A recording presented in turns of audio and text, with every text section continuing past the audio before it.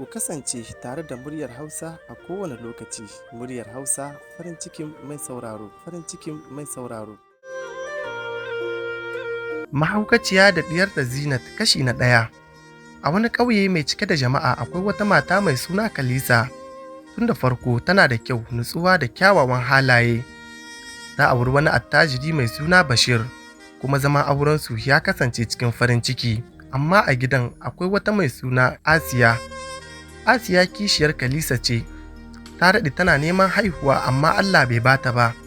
Da ta ga Kalisa ta samu ciki, zuciyarta ta cike da hasada da ƙyashi. Lokacin da Kalisa ta haifi kyakkyawar yarinya da aka raɗa mata suna Zinat. Tun daga wannan rana Asiya ta fara shirya mugun nufi, har ta je wajen wani boka tana mai ce masa, ina so Kalisa ta rasa hankalinta amma diyarta ta rayu domin kullum.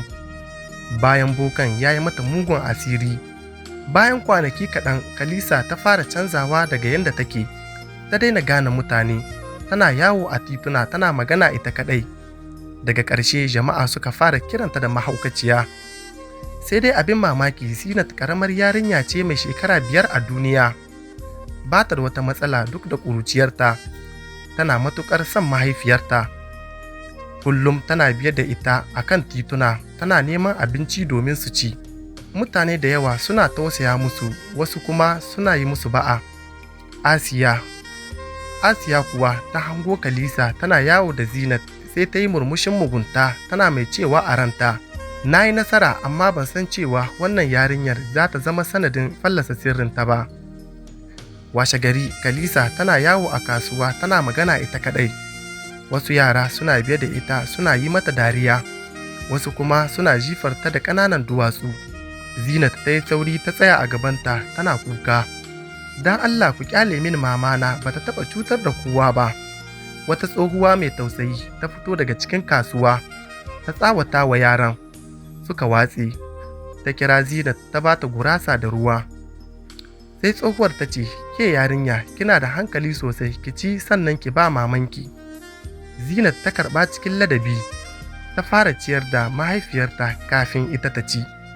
Tsohuwar ta yi mamaki yadda yarinya ƙarama take kula da mahaifiyarta.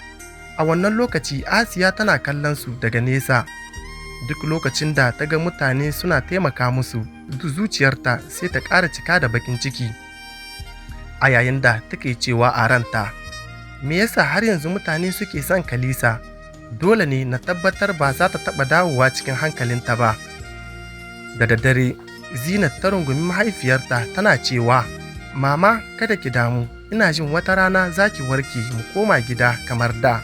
Kalisa ta kalli Zinat na ɗan lokaci duk da rashin hankalinta. Hawaye suka zubo daga idanunta, kamar zuciyarta ta gane kalaman diyarta. A can gida kuwa mahaifin Zinat wato Bashir bai san abin da ya faru da matarsa ba ciwo ba ne, illan mugun asiri ne.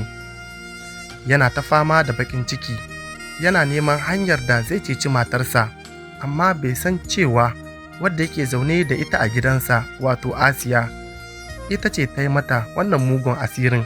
Washe gari da safe Zinat ta kama hannun mahaifiyarta Kalisa suka ci gaba da yawo suna neman abincin da za su ci.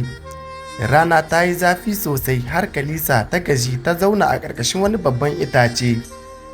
A lokacin ne wani malami mai suna Malam Umar ya zo wucewa. Ya lura da yadda Zinat take kula da mahaifiyarta duk da karantar shekarunta.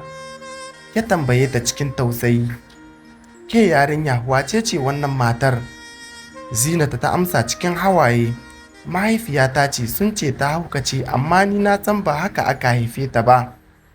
Malam Umar ya yi shiru na ɗan lokaci kaɗan sannan ya dubi Kalisa sosai. Ya fara karanta mata wasu ayoyin Alƙur'ani a hankali. Nan take Kalisa ta fara rawar jiki, ta rika ihu tana rufe kunnuwanta.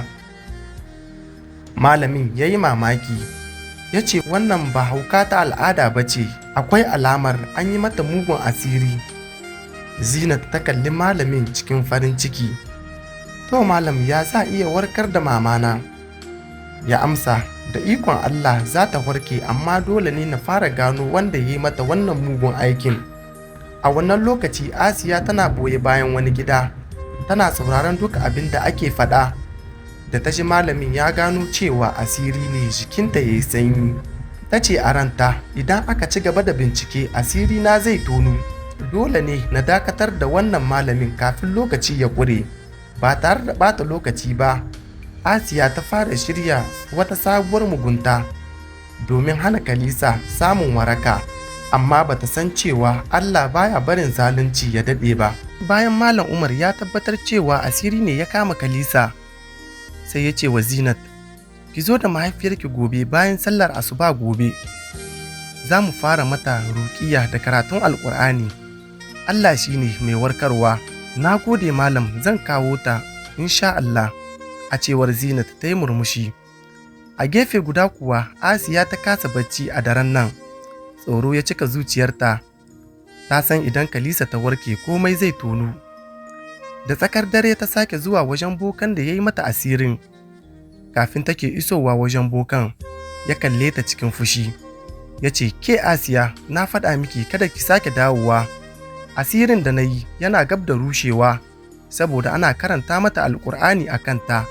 Asiya ta ce cikin firgici, ka taimaka mini, ina so kada ta taɓa warkewa. Bokan ya girgiza kai. Ba zan iya yaƙar ikon Allah ba idan kin ci gaba da wannan mugun nufi, ke ce za ki girbi abin da kika shuka.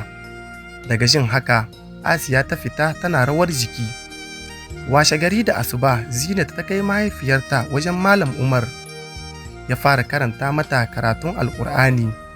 Kalisa ta riƙa kuka mai zafi, tana faɗin kalmomin da bata san ma'anarsu ba.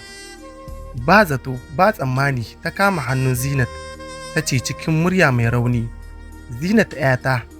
A lokacin ne Zinat ta zuro idanuwa cikin mamaki. Wannan shine karo na farko da mahaifiyarta ta fara kiran sunanta. Mama, kin sani? A cewar Zinat.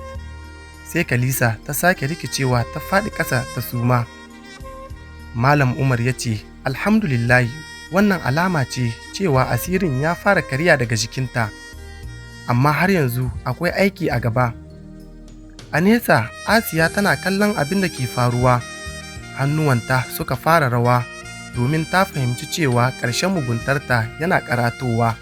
Masu saurare, shin Zinat ta san da cewa kishiyar mahaifiyarta ce ta jefa ta cikin wannan bala'in? Duk da ƙuruciyarta, tana da shekara 5 a duniya. Sai ku biyo ni a kashi na gaba domin jin yadda za ta kaya.